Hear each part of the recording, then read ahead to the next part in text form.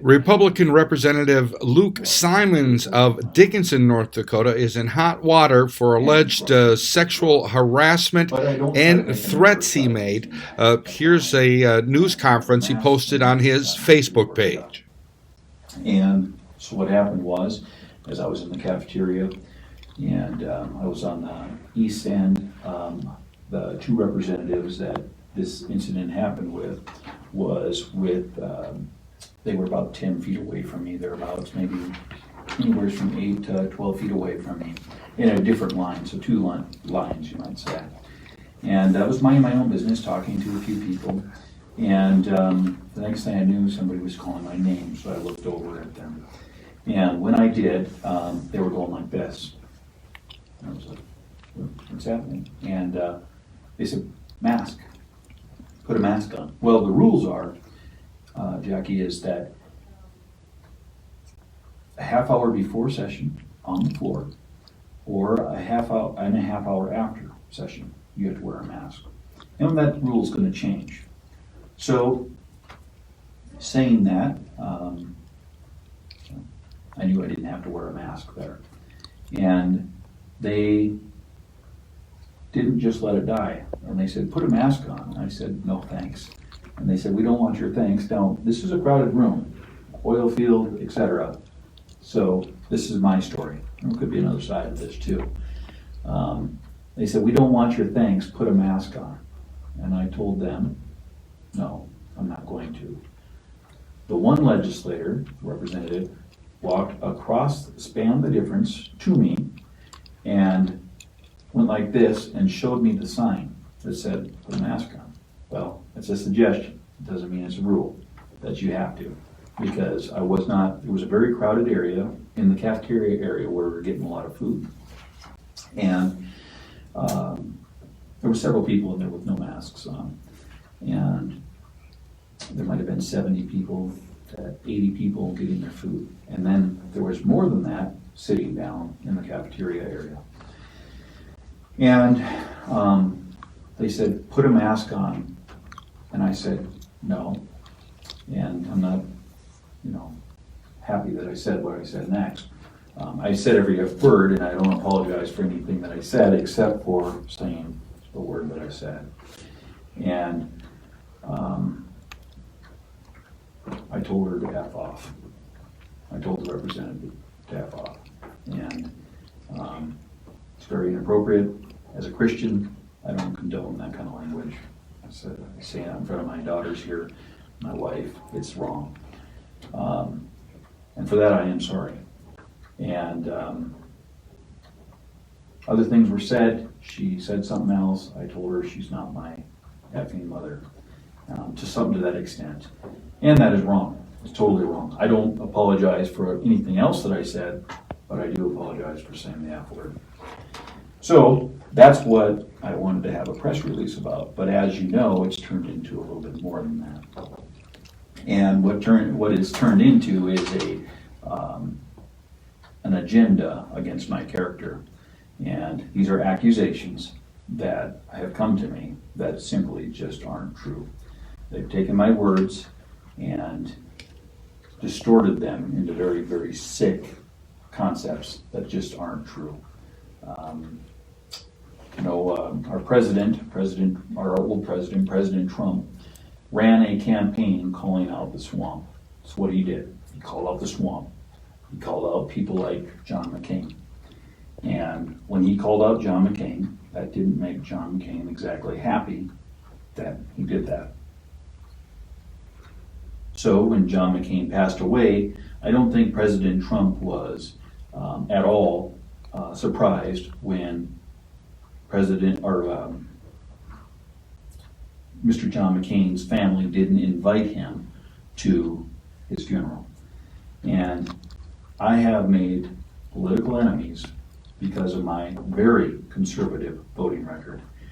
And I do not apologize for my conservative voting record. I will not back up off of that one bit. But because they can't beat me in facts, and because we are gaining a lot of ground in North Dakota Capitol, they have to attack your character. And that's exactly what's happening. So these accusations that are made against me, and I know exactly how Judge Kavanaugh feels now, that have come against my character, are simply not true. And most of these people in here, they're trying to make me sound like some back hills hick that doesn't know how to talk to people. Well, newsflash, I'm a barber. I talk to people every single day. And I believe that I usually can come across pretty straightforward and direct with people. However, there are bureaucrats out there that are very much against conservative ideals and fighting against conservative ideals. This kind of stuff is to be expected. The first one happened in March 21st, 2018. I was surprised as anything to get this kind of stuff. I heard politics was tough, but I never in a million years thought it would be like this. These accusations are not true. They have taken my words and distorted them to make them sound sick and demented, and I forbid any kind of talk like that. I am not like that. And so they are exactly what they say they are. They're accusations. Supposedly, these accusations were not supposed to be anything but peace, because there was no proof of any of this. No, zero. The only proof that there is since, I think the very first, I'd have to ask my wife, I've been recording my conversations with certain females with my handy little phone. And so I have those conversations on tape, because our old vice president was very wise in the fact that if you talk to women in a closed room, there's a good chance that things like this will happen. And so I recorded those conversations. I have those conversations recorded. And if I decide to take this to court, and I may, there are a few people in bureaucrats that are supposedly supposed to be working for me, that we will see what my attorney says on this subject. That's another thing that's kind of a side note, but us as state legislators, I act for myself. I do not act for anybody else, but for myself. I act in conservative values. That's what I'm acting. The Republican Party, I do not act in their behalf. I ran saying, how do I want to say that? I ran a campaign saying that we have tripled our budget every single legislative session. Mark Twain once said, "No man's life, liberty, or happiness is safe." Well, Congress is in session. And I, for one, believe that is true. And under a super majority Republican Party, we have grown our budget I can't say that word today, hugely, I will say. And it is wrong. It's totally wrong. And I called this out. I put the voting record out every single day. I get Republicans that are, I would say, rhinos. I don't pay attention to their voting record, but their constituents sure do. And they're ashamed of their voting record. I am not ashamed of my voting record. I'm very conservative. And so the Republican Party, I don't expect any favors from them on this. I stand alone because I've called out most of these people on these subjects. So what I'm saying is I fully expected something like this to happen at one time or other. And if you read what some of the political bloggers are saying, which are all geared against conservatives, what they're saying is, he's a Republican, we're going to attack him. And they're throwing everything at me except the kitchen sink so far, and I'm expecting that too. So anyways, that's what I set out to say. Originally, I was going to apologize for saying the F word, which is wrong. It's wrong to my children, it's wrong to my grandmother, it's wrong to my church. I publicly apologized to my church after church last night, Wednesday. Wept like a baby, because it's wrong. I don't condone that kind of language.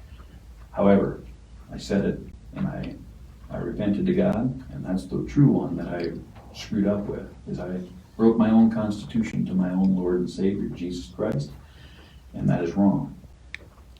But as for the rest of it, I will not apologize for being conservative, and I will not apologize for going down there with an agenda to break up the old guard, calling for a conservative Republican Party, a Ronald Reagan type Republican Party, to come back into power into North Dakota. So this time I'd ask any questions. I would be happy to answer any of them. Sure. So, with regard to your record, you are probably one of, if not the most conservative voters there at Capitol Hill and at the Capitol Complex. And that has made you obviously enemies, political enemies on the left, but even political enemies within your quote-unquote party, the Republican Party. And there's more and more of a division within the Republican Party between those who are adhering to the old conservative values and those who are essentially Republican in name, but have more of a moderate approach to things. So with both sides coming after you, essentially, seeing this as an opportunity to get rid of a thorn in their heel, so to speak, do you deny that every one of these allegations that are being levied here are they're all false? You're Yes. saying they're all false? Yes, they are false. Some of them are real conversations, but they distorted my words. So absolutely, James. For example, the eyelash deal.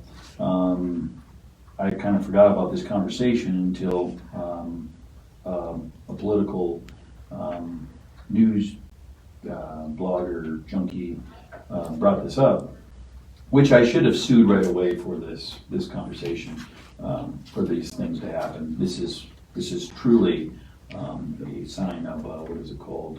Defamation. Yeah, exactly. What the eyelash deal, I'll just touch on that because I think it's on the first page or something like that.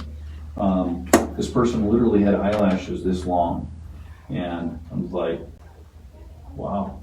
I was like, that's basically what I was thinking. And I thought to myself, are those your real eyelashes? That's what I said. And she said, no. I said, oh, they're long.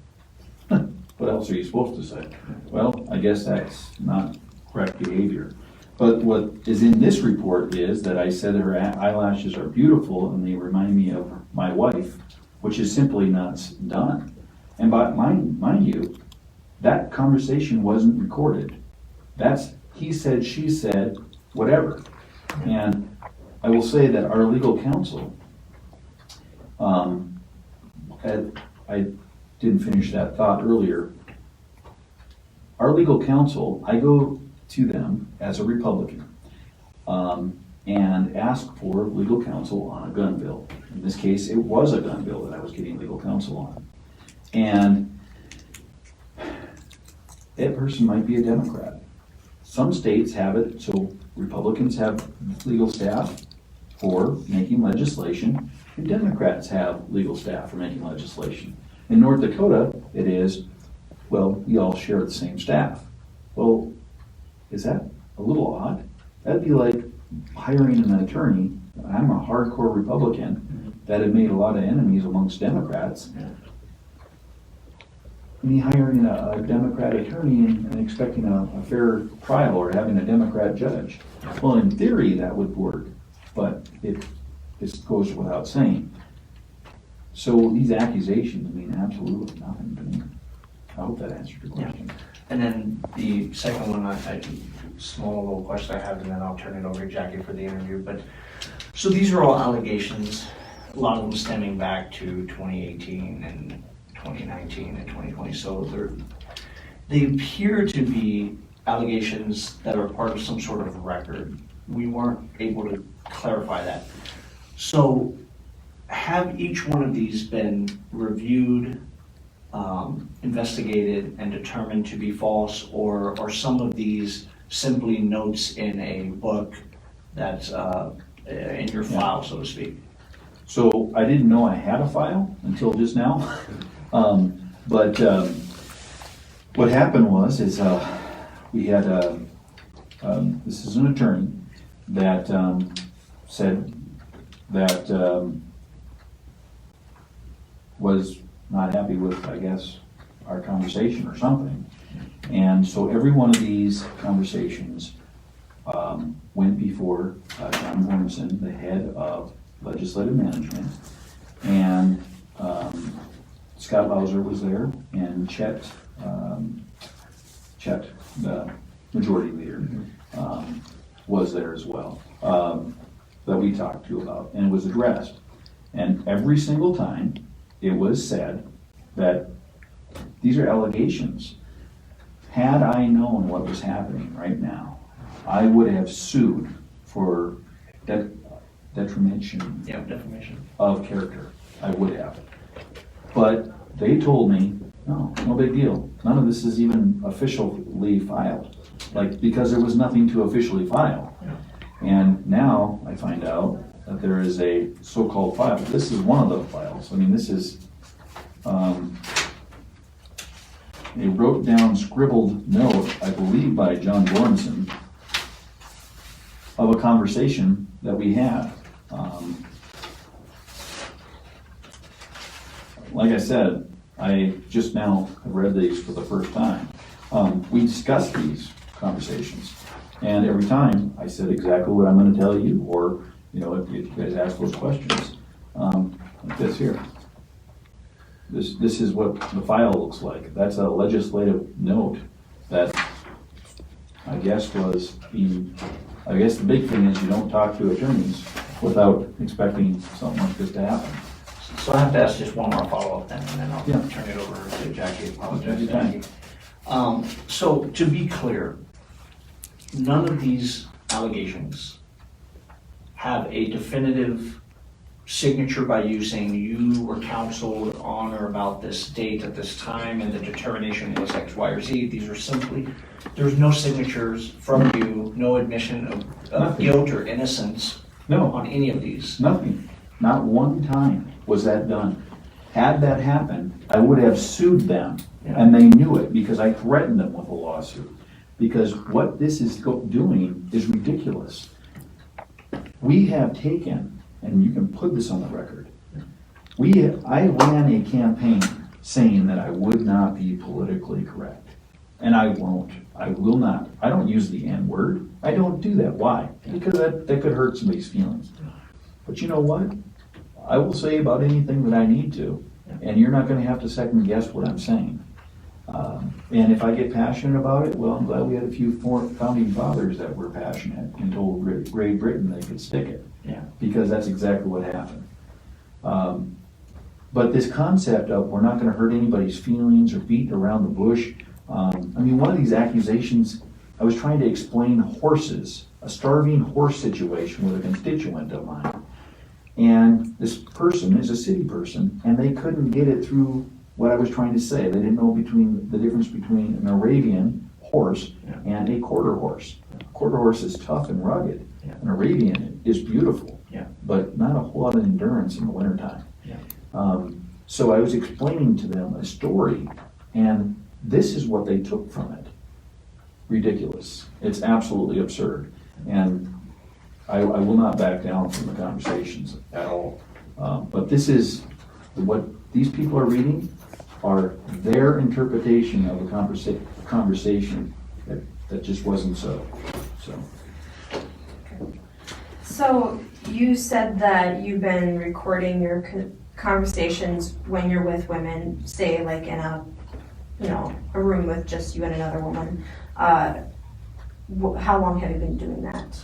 I think that I started doing that. I'd have to check my stuff, loosely organized in my phone, all saved in the cloud, I guess, since probably the first time that an accusation like this was made. When was that, 2018 or? Yes, I believe so. Okay. And I would have to find all this stuff in the cloud. Yeah. But if it comes to court, I definitely will provide that. Because at this point, no, excuse me, that wouldn't have been so.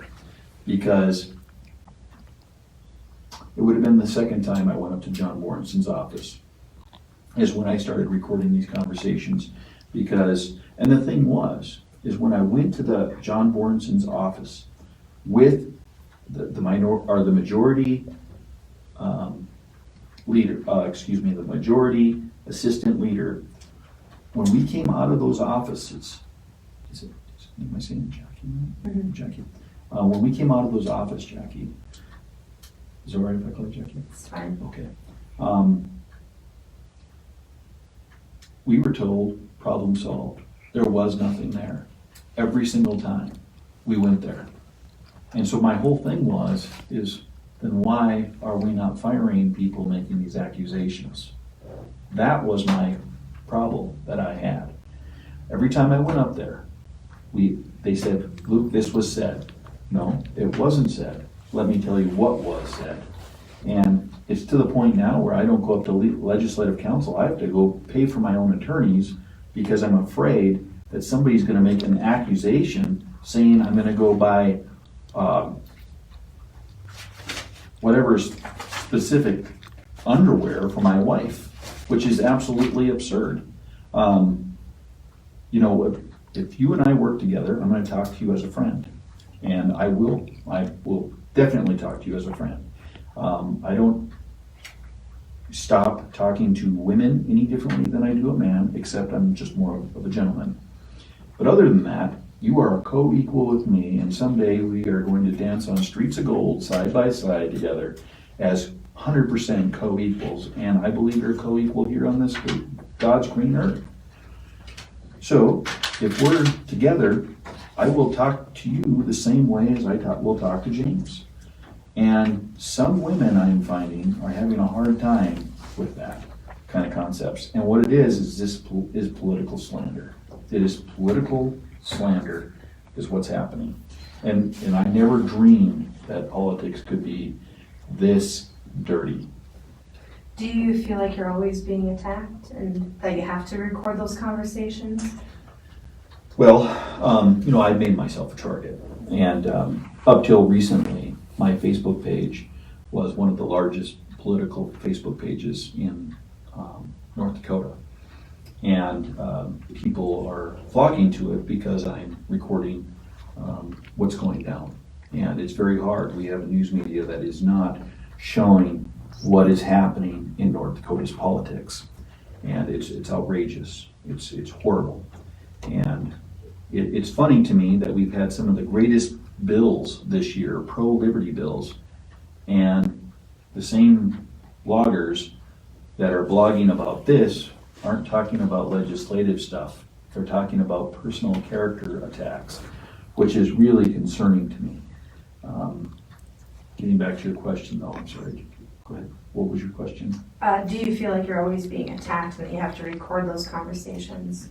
Not necessarily that I'm being attacked, but by certain people I am. I have several friends that are legislators, that are ladies, that are just absolute awesome people, very conservative people that, been leading the charge for a long time. No, absolutely not. Do I feel like that all the time? Only some people with an agenda do I have to worry about. And I will be very honest. If you are a lady and I don't know who you are, I am very guarded because of what's happened because of this. These little allegations here that nothing was supposed to come out of this because it wasn't true. They knew that it wasn't true. But now all of a sudden, people are doing Judge Kavanaugh on me and saying, oh yeah, well you said, no I didn't say. That conversation never happened, so. Yeah. What would you say to some of your constituents who are calling you sexist and misogynistic? Well, first of all, I would say that, I had a person say this to me last night at church actually, and they said, Luke, the people that love you will love you still more, and the people that hated you will hate you still more. I'm not too worried about this, to be very honest. In fact, if this wasn't so serious, I would find it hilarious, because this is not true. I've lived in this town all of my life. The people of this community know me, and they know that this is not me. That is not who I am. I've been nothing but a gentleman. So that, to me, is hope. You're gonna have some Democrats that are upset with me. They're always upset at me. I always tell them, there's a solution, throw me out of office and replace me. But I told you what I was when you hired me for this position. I'm a conservative, I won't back off of it. I believe abortion is 100% murder. There is no doubt about that. If you are pro-life, the opposite of dark is light. The opposite of go is stop. The opposite of life is death. So if you vote the other way, you're not pro-choice, you're pro-death. And that means you have blood on your hands. You might see where I make people upset, because I will not sugarcoat it. It means what it means. I don't play in minced words when it comes to politics. Just call it the way it is. You tell me you're conservative? Well, that's nice. Let's see your voting record. I'll tell you if you're conservative. I don't need to hear a nice speech. A legislator talks by his voting record or her voting record. So you can see I am not apologetically conservative. So I would naturally have enemies. So when stuff like this happens, to me, it's just another day. It's just another day. Take a number. I tell them, take a number. Yeah. You talked about the Capitol incident, you explained what happened, and you've issued an apology, but some constituents are saying it's not enough. What is your response to that? I would ask them if they voted for President Trump. Because they didn't. They didn't. I'm gonna have constituents. This whole saying is that you have to represent your people. Well, first of all, let me explain myself. I don't represent the people. I represent the Constitution of the United States of America and North Dakota. So by representing the Constitution and the state of North Dakota's Constitution, I therefore represent everybody. But to say that a legislator is supposed to listen to his constituents, does that mean I listen to the ones that scream the most? What if I had constituents that said, you know what, we should kill every redheaded stepson or child? What if enough of them said that? Should I make a law that says that? Or would I say no? So when constituents say that, I would say, did they vote for President Trump? Because if they didn't vote for President Trump, they aren't going to be naturally happy with me. If they're a liberal socialist, they're probably not going to like me. It's interesting to me.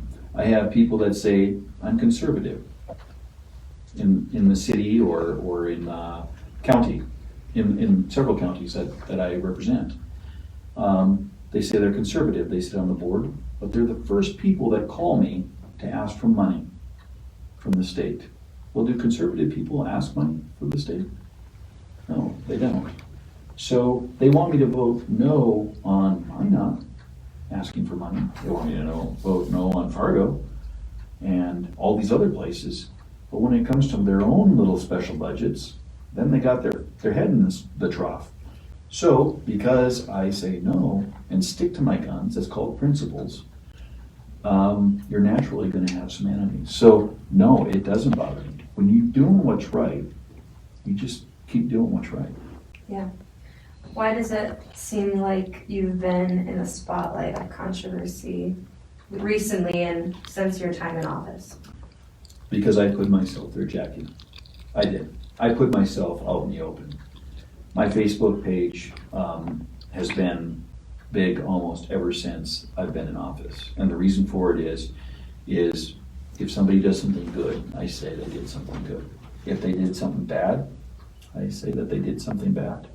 I've called the governor out in ways when he does something wrong, unconstitutional, and I've also told him he did a good job when he did something constitutional. Same with members in my party. So there's a saying.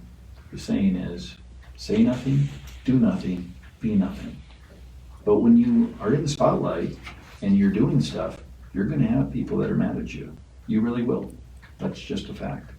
The reason why most people don't want to go, I'm giving you long answers No, here. you're good. The reason why most people, if you ask them why they don't want to be in management, they'll be like, oh, I don't want that responsibility.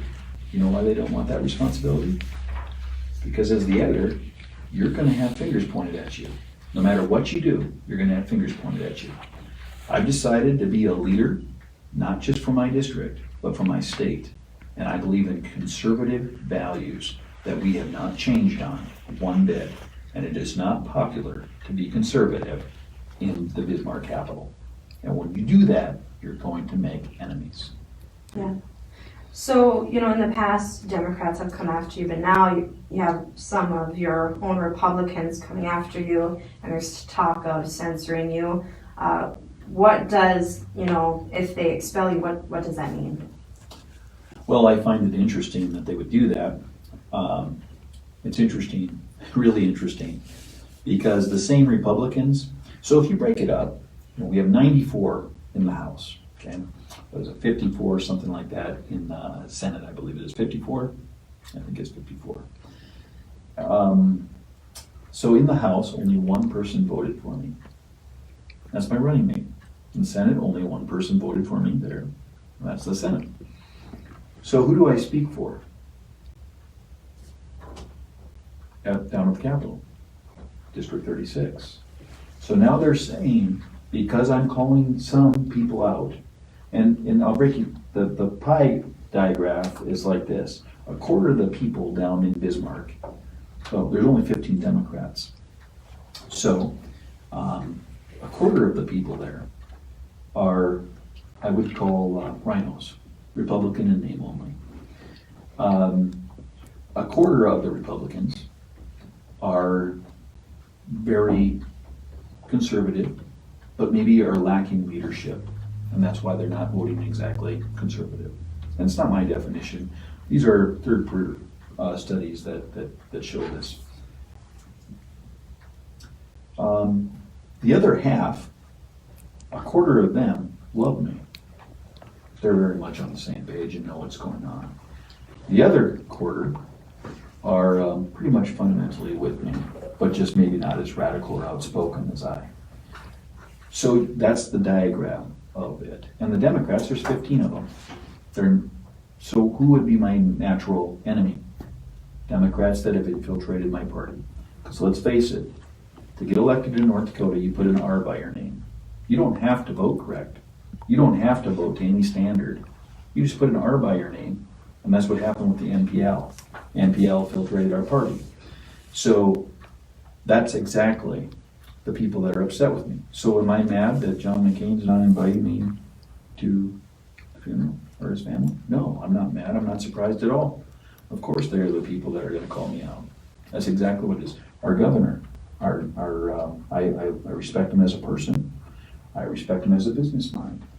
But I do not believe he's a true Republican. I don't, because of his policies. That tells me. The old saying is if you walk like a duck, you waddle like a duck, you float like a duck, you swim like a duck, you fly like a duck, you quack like a duck, you're a duck. And it doesn't take very long to understand those things. There was a gentleman that studied the FBI and CIA. He'd studied counterfeit money. And they asked him once, they said, I suppose you study a lot of counterfeit money. He said, no, I just study the real thing. And when I see a counterfeit, I know it. When you study the Constitution, you know perfectly well what those people are standing for. And I don't need to be told. A Republican, doesn't really matter. How did you vote on the issues? So those people are calling me out. Long-winded political answer. Yeah. Now let's say the House has, you know, with all these allegations coming out, what if they say, like, we've had enough of your behavior, we want to expel you, and then it goes through the Senate, like, what would you do? I would ask them what was my behavior that I did wrong. I have never once in committee been questioned. On the floor one time, I made a joke that I apologized because someone took offense to it. He and I are friends to this day. I have never once did anything wrong that they would have to censor me on. Now, what they really wanted to censor me on is showing the voting record, because they're ashamed of their voting records. That's what's happening here. To jump in here, sorry to interrupt your train of thoughts here, I'm sorry, Jackie. These allegations have come out. How long have you been releasing everyone's voting records? Okay. Day one. Yeah, day one. And I just so you know, the viewers see this, I post how I vote every single day. I work for my constituents. I want them to know. I told them I was running on a conservative base. That's exactly what I'm doing. The day that I'm not, James, you need to run against me. Jackie, you need to run against me. I'm serious. I'm dead serious. I'm more serious than a heart attack. And you need to run against me if that's the case. That's why I put my voting record out, so that I'm accountable to the people. And that's exactly what I'm doing with them. Yeah. So before, earlier in your previous statements, you said you act for yourself, but yet, you're representing a district that, voted over 70% to get you in office. Moving forward, how are you going to address perhaps your inappropriate behavior that's maybe been taken out of context? Well, I probably will sue. I will probably sue legal counsel is what I will do. There is somebody there that obviously needs to be relieved of their duties. And I will sue probably more likely. I should have sued at the beginning, but to be very honest, I've never had any kind of accusations like this ever against me before in my life. So I was kind of taken aback when this would happen. This last one that happened here took us all back. I went and it says right here, Pollard and Lauser, I took their advice. I went and talked to them and said, hey, this came up. Did I offend you in any way, shape, or form? The answer was no, not at all. I don't know what you're talking about. Well, that's odd. Who's talking about it? Both of those people. By the way, that's a recorded conversation. Who's talking about that? Somebody's talking about it. It came to somebody's attention. Who said that? Well, that's interesting. Those people have a political agenda against me? Perhaps so. So that's what I'm saying here. And we'll see what my attorney says about that. I'm a barber, and I'm going to talk straight up. I'll give you an example of how I talk, Jackie. I'm a big, burly guy. I have cattle. I am big, and I'm a barber. So I could notice your hair from across the room and know exactly probably what kind of product you're using in your hair. Why? Because I work on hair all day long. And I do consultations on hair, which cost you about $60 for half an hour. But I could tell you exactly what to use in your hair. Nothing wrong with your hair, by the way. But the point is, and I'm on Facebook Live here. Now that may have made you uncomfortable right now. But if you sat in my chair, in my barber chair, and I did a consultation, you wouldn't be awkward about that conversation at all, because you're paying me for my time to give you my professional opinion about your hair. That being said, in my current attire, you might think that's odd. But if I was wearing skinny jeans and I had pink hair and I talked in a more of a soprano voice, you wouldn't have any problems with that at all, because you would think, oh, what the heck? Correct? Naturally so. That's exactly what happened with this last allegation. This young intern, I don't know how young, maybe 26, I have no idea. I wouldn't say her name if I did know it, but I've said 4 words to her, probably. No words before that conversation. And the conversation was, we were talking about hair. And this person has metallic dye in their hair. Now, you're talking to somebody that's been in the trade since 2000. So I've been in this trade for 22 years. it's dry season, which means everybody's skin is dry right now. Sure. So when I see this, my instinct concept is your split ends. I was like, what are you using? You need to switch conditioners with a crowded room, because mind you, I don't like talking to women in only one position, in one situation. And the conversation was exactly that. And they thanked me.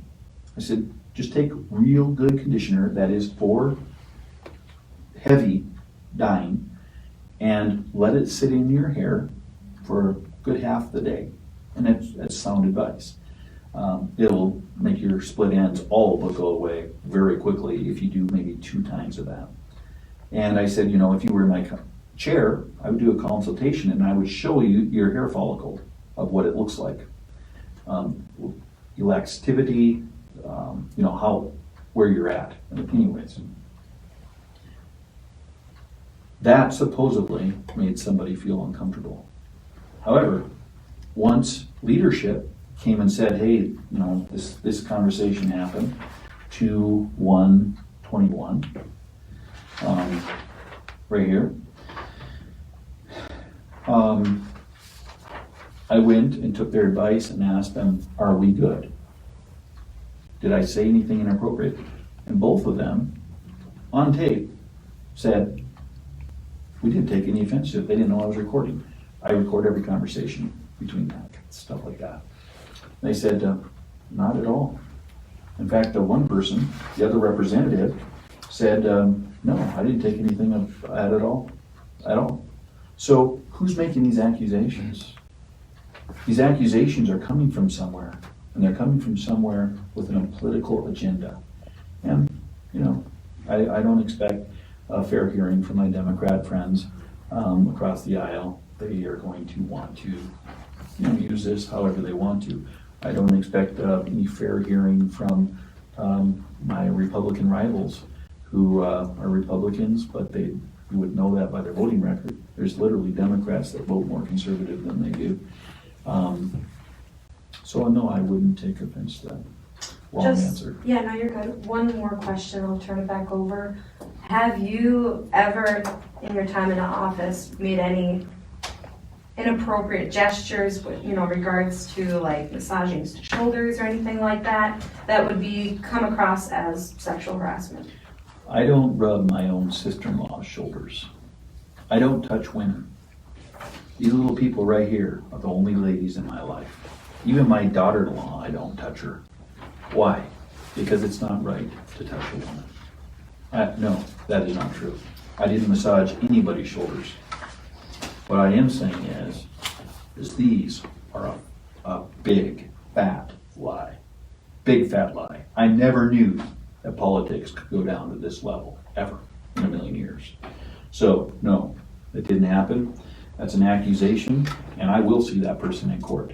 I don't know what the statute of limitations are. I tried to call my attorney earlier today, and we'll take care of this.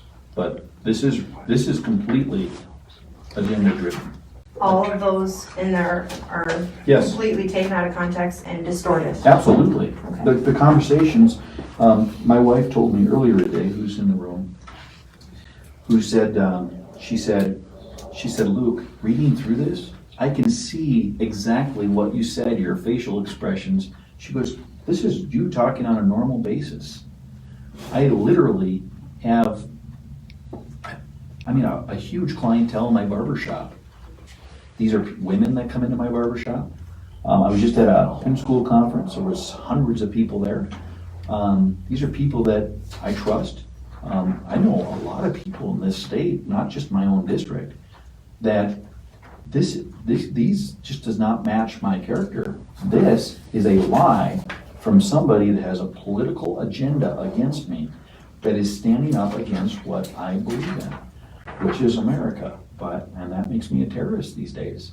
So, our vice president, our ex-vice president, he had a stand, and his stance was he will not talk to a woman behind closed doors without somebody else there. He got a lot of flack for that. But I'm telling you, if anybody is watching this or going to hear this, mind them to yourself. Because if they're your good friends, that's okay. And I have a lot of good friends. I just had a really good friend and lobbyist, former legislator, call me as I was walking in. What the heck is going on, Luke? You, of all people, to have accusations like this made against you. It's a lie. This is a lie. Thank you. Thank you. Alright, how you doing, sir? Alright, I got a couple questions for you. Can we take a real quick second and just want to change the battery real quick? Sure, go ahead. And we'll close with these, got a fourth. Yeah, I got 4 questions. 4 I have questions. way more, but I'm only 4. Oh, We're gonna do 4. well, I don't want people just sitting here that long. no, you just take your time. Okay. I want this to get out to the people. You represent people from my district. Okay, thanks. And as a correction as well, when I said I represent myself, what I mean by that is I'm not speaking for the Republican Party. Sure, I represent the people of District 36 because they voted for me. sure. And to the few Democrats that have a problem with me, I'll remind them that I accidentally won by, I think, 3,000 or 4,000 votes. If Republicans don't like me, they can throw me out of office in this district. Otherwise, I'm gonna stick to my guns and I will not change one iota. Not one bit will I change. So, Sure. it's, Just are we good? We're good. Okay. oh, I'm sorry, your name? My name's Caleb. Caleb. Real good to meet you. Alright, good to meet you as well. When you talk about wearing masks and things like that, you talked about that whole comment and all that jazz. You talked about as a Christian, you don't say those kinds of things. Well, doesn't St. Paul, as a Christian myself, doesn't St. Paul mention becoming like a Jew to win the Jews? Why couldn't you put on a mask to win your opponent, maybe to win this woman over? Why couldn't you do it to keep the peace? Sure. That's not a bad question. Yeah. It's a good question. There comes a time when Jesus made a whip, and he walked into the tabernacle, and that was premeditated, by the way. Sure. And the Bible says that he overturned the money tables Sure. and went after them. Sure. Now, a lot of people think Jesus was like Mr. Rogers with a beard, Sure. but that wasn't the case. Right. He was the Lion of Judah. So when somebody tells me to put a mask on, if it's private property, I have 2 options. One, I can leave, or I can put a mask on, which I've done both. But if that person asks me to put a mask on public property, what next? Well, technically, you represent the public. And, it seems to me as though it's like an insistence of kind of your own way, in a way. And it seems as though you're not it just seems like you're not doing it to keep the peace. It seems like you're more interested in standing out than actually winning people. And forgive me if I'm wrong for that, but that's just kind of the impression I get. A lot of people say that. And it comes off. Yeah. But also it would be said that a lot of the founding fathers came off that way when they told King George they could come over and kiss his royal behind. Right. And so there comes a time that a man like Martin Luther King, they said the same thing about Martin Luther King. And Martin Luther King said, "No, I will not get off this bus." Oh, you're just standing up for yourself. There was a lot of black people that weren't supportive of Martin Luther King because he wouldn't do the social norm. Gandhi, same thing. There comes a time when a person is morally obligated to stand up. This is more than masks. This is a lot more than masks. But but it seems as though they were standing up for basic constitutional rights. It seems to me that a mask is no equivalent to, in any way, to being on a public bus or anything like that. It seems to me to be something very simple. So why such a big issue? Well, Caleb, there might be just a fundamental difference. If you go to Walmart in Dickinson, Sure. how many people wear masks? Not many. Not many. So I represent my district pretty well. What I'm saying is my district is loud and clear that we are, you can ask as many as you like, as long as it's okay with them. What I'm saying is, I feel like I'm representing about 95% of my district, because we're not buying this pandemic. Okay. Okay. In an article by the Grand Forks Herald, you're quoted as saying, "I get threatened so much it's not even funny. I can get pretty testy at times because I'm just so tired of people harassing me or threatening my family on social media. When that man called me a liar, it just was not sitting well with me at all." Is that a reason? Do you think that's a reason for lashing out at someone in that way, who in themselves pose no threat to your family? What did I say? You said, and I quote, that I get threatened so much it's not even, when you told that man, why don't you come to my office and we'll meet face to face? Yep. Yeah. Do you think that's a reason for lashing out at someone who in himself posed no threat to your family? There was no threat in the comment or anything. So you think that was threatful, what I said? You say come to my office. I think that's quite threatening. But you said that you said what you said to that man because you said, quote, "I get threatened so much it's not even funny," and such and such. And you said, when that man called me a liar, it just was not sitting well with me at all. Sure. And I'm asking you, is that a reason to say to that man, "Come meet me at my office," and then turn around and say, "Well, I was just saying, why don't we just resolve our differences?" Yeah, that's exactly what I was saying. Caleb, I'm from the West. Sure. If you and I are having a problem, we're gonna meet in person. That doesn't mean we have to be violent. And I will say as well, this is probably another reason why maybe some of the press, or the Republicans get mad at me. Sure. I don't back down. I've been a fighter ever since day one. Sure. If you wanna talk big behind your little screen, that's fine. But when you get called out and you're told to, let's just talk man to man, face to face, we can have a real conversation, face to face. But saying out west, big mouths that talk big usually get taught a physical lesson. I don't think that that's. Do you think that that's coming and talking about differences, or do you think that's a little bit more violent? I would say that's a little more violent, don't you think? If it's violent or not, it probably wouldn't, back when duels were done, and I'm not saying duels are good, Right. there was a lot less big talk. Sure. But were you referring to something, a physical altercation? I don't believe in violence. But you know what I've seen is that person never came to my office. Yeah, So because they're therefore- afraid of you. No, because they were afraid to say what they had to say to my face. I've noticed that people don't say things as mean as they do on Facebook. Do you That's true. I've noticed that. Also, speaking of like calling people out and things like that, I mean, And Caleb, I appreciate your hard question. Yeah. Please keep on. no problem. Speaking of calling people out, like when you call people out, like, do you feel like that unnecessarily puts a target on your back? Maybe so. When Yeah. President Trump called people out, do you think he did that on purpose? Yes. Yeah. Very much do. Why did he do that? To stir them up, get them riled up. Absolutely. Same exact thing. But why? Because that's American politics since day one. But should that be American politics? Absolutely. That's the question. Why? Absolutely. Why? This go along to get along has done nothing for us as a country. And I'll give you an instance. Okay. I'm a barber. Okay. And as a barber, it used to be that if a Baptist walked in, a Southern Baptist walked in, and a Lutheran walked in, everybody sat back and was ready for one heck of a showdown. You know why? Because there was gonna be an awesome conversation happening.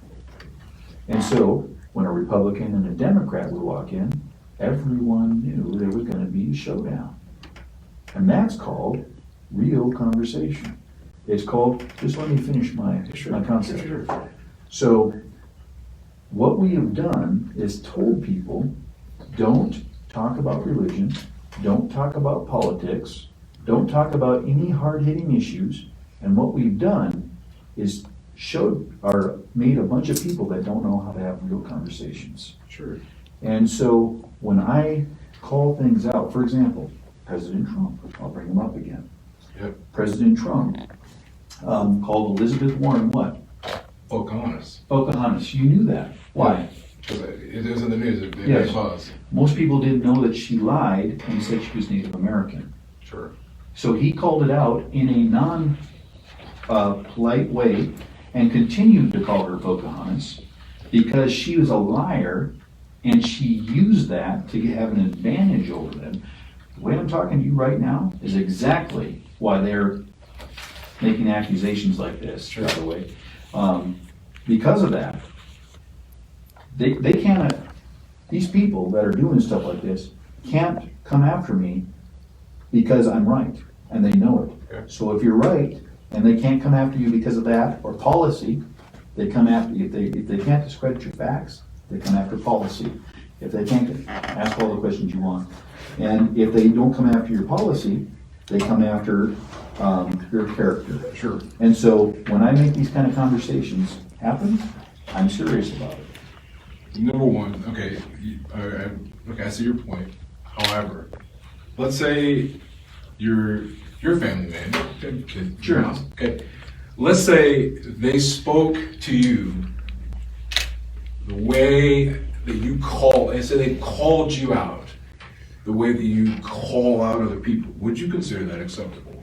What do you mean? Well, the tone, the way that you speak, the look, I'm going to show you, and that kind of thing. Do you think that would be appropriate even in your own home? And if it wouldn't be, why do you do it on the public stage when you're not only representing them, but you're representing all of us? I guess, Caleb, I'm not exactly sure what you're referring to. Well, when you kind of like, okay, I have a better question. I say, like, do you find it's almost like you feel like you're like this litmus test for conservatism, where if they don't align with you, then they are like a rhino or Like a purist. Yeah. No, And no, do you feel it is your place to do so? Do you feel that it is honestly your place to do so? Absolutely. Why? Because the people of District 36 put me into office after I said that's exactly what I would do. Okay. And, I'm not making this stuff up. Sure. So where would the guidelines be for being a Republican? Nowhere. But Oh, yes, Yeah. very much so. What? The Republican bylaws, the party bylaws. They're there in black and white. So if it says in black and white that I'm a Republican and this is what I stand for, and you're voting differently, then all of a sudden you're walking like a duck.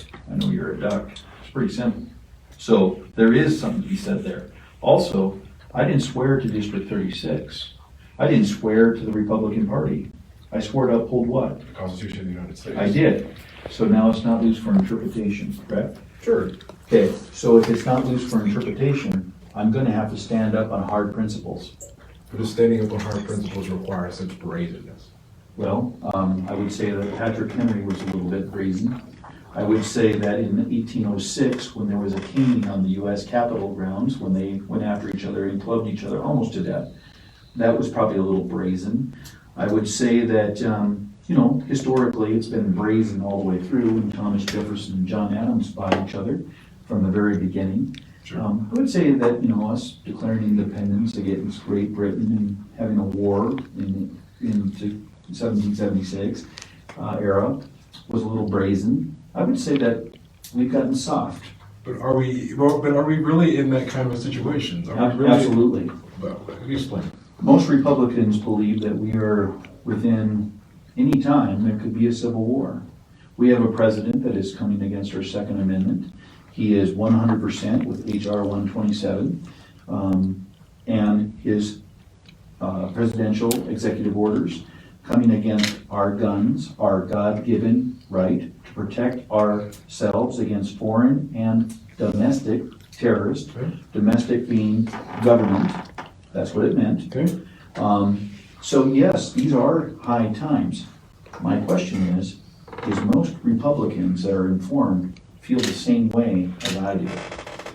These are serious times. Well, I mean, I'm sure they might, but they don't communicate it probably the way, I guess I would say the way that you do. I think it's like that old saying, it's not what you say, it's the way you say it. Possibly so. And I think don't you think that could be the reason why you actually end up offending so many people is because of the way that you carry yourself? I possibly so. And, I will say that, Rush Limbaugh, who just recently Sure. died, people certainly said that, fighting the liberals with half my brain tied behind my back. I suppose that was offensive to them too. Several things that he did. So my thing is I'm taking it on in the only way I know how to. And Teddy Roosevelt necessarily wasn't the most poetic person, but he did it in a Western way that people still talk about his Western ways. Was he right? No, he was wrong a lot of times. Sure. So could I be more poetic? Yes, I could. I certainly probably could be more poetic, but this is who God made me to be, and this is how I am.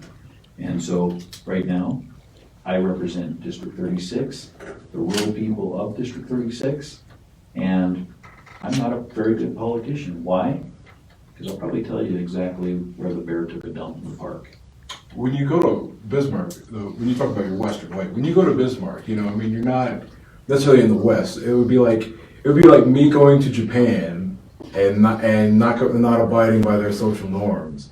It's almost like you go as a Westerner, and instead of blending in with instead of at least trying to mesh with the Easterners, it's like you're just insisting on the Westernness, that kind of Western way, despite. Absolutely. So it comes across as obstinate, as almost like you want your way or no way. And what would you say to people who think that way? You know, that's part of the reason that some people think that Trump didn't get reelected is because of that. Sure. So don't you think that will also damage your future for reelection? Possibly. We'll cross that bridge when we get there. Okay. But this is exactly who I said I was when I ran. Okay. This is exactly the direction I'm going to continue to go. Okay. I believe Fargo and Bismarck, with their, Fargo still has a mask mandate. Sure. Does any of the places you represent with the news, do they have mask mandates? Not that I'm aware of. So my thing is civil liberties. If, I imagine you did read the Constitution, but the Constitution strictly says that you can't tell people that they have to put a mask on. You have the right to travel, unmolested, it says. Now, if we take the Constitution literally, and I swore to uphold the Constitution, at that point, I'm probably going to fight on the error of people's personal rights. Sure. And so because of that, don't tell me in a Capitol building that I pay the heat bill and the lights that I have to wear a mask. The truth is we know there is no zero, Caleb, information anywhere that says masks are good at keeping a coronavirus away from you. Sure. So if that's the case, and if one of these people that was at the Capitol that said that they had a issue, compromised, which by the way, I am very compromised, then they shouldn't be in a room that is very crowded with 70 people with multiple people not wearing masks. Yeah. They should be gone. Maybe one more. But Final one. okay. But at the same time, like, what about you talk about individual rights? But some might say, well, okay, individual rights are great, and that's great, but there's also this thing called the necessary and proper clause in the Constitution, isn't there? In the Constitution. Never mind. It all fits in my breast pocket, the Constitution. But what about you talk about individual rights, but what about personal responsibility? Sure. What about social responsibility? Absolutely. Personal responsibility. So like yelling fire in a movie theater, Sure. for example. That's one everybody uses, right? Sure. So that's wrong. You shouldn't yell fire in a crowded movie theater. I agree. So how does that tie in with masks? Like, for instance, like keeping people, I mean, even remotely, even the least possible way of keeping people safe for social distancing and things like that. Abiding by those things, and at least even if people would like to do that, if it's asked of you to do so, at least doing so just out of respect for them and for their space as well, because it's not just yours. On their private property, I would say you're 100% legitimately correct. But what about public? That's where it counts, I think. Public, they shouldn't go there if they don't want to have to handle that situation. We're fundamentally talking about something here that is the problem. And I forgot who said it, but they said, what we have here is a failure to communicate. And the failure to communicate is this. You are running around with a mask on for a disease that if you catch it, you have a 99.8% of survival. Sure. That's a fact. So if you're scared of that, You got bigger problems. That's fair. And so I should not have to wear a mask for, mind you, this is facts. Average age of a man, 79 years old, or 78 years old, excuse me. Average age of a COVID victim is how old? I don't know. No, you're the press. You should be talking about this. 85. 85 years old. Well, where's the press? Why aren't you talking about that? Well, I'm not trying to put you on the spot. What I'm saying is you're the press. Fair and balanced. Sure. So why aren't we offsetting the governor? Because that's a fact. Average age of the people that are dying of COVID, 400 in some cases supposedly. Of course, I could have COVID right now, go down and chop down a tree and it falls on me. They're going to say I died of COVID. Yeah, that's true. So the problem is if they do that, they talk about it. They say this. A lot of the 400 in some cases, how many of those people died in the nursing home? A lot. Yeah, they wear masks there, don't they? They don't let people in from the outside. How is COVID getting in again?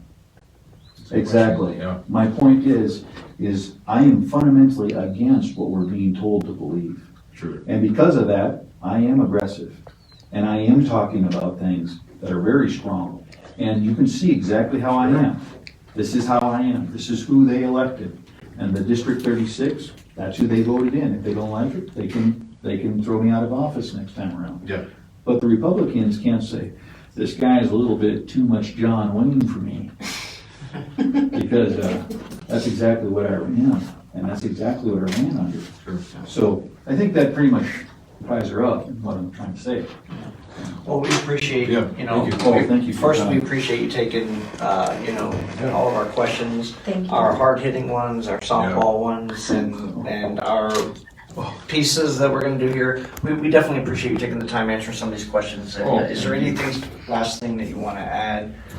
Any questions or anything we didn't touch on, any topics that you think are important related to these accusations or a potential lawsuit? Well, I think there probably will be a potential lawsuit, but this is obviously an attack against conservative ideals in North Dakota. There's no doubt about that. My other thing would be, my last request would be run for office if you're a conservative. I need all the help I can get down there, and obviously you can see our hands are tied, and just expect that things like this will happen to you if you're in politics, because it will. If you're going to stand up against something, look what they did to President Trump. They did the exact same thing. And I'm not President Trump, but they came after him because he single-handedly was coming after Swamp. Thank you. Thank you for your time. Thank you for your time. Thank you.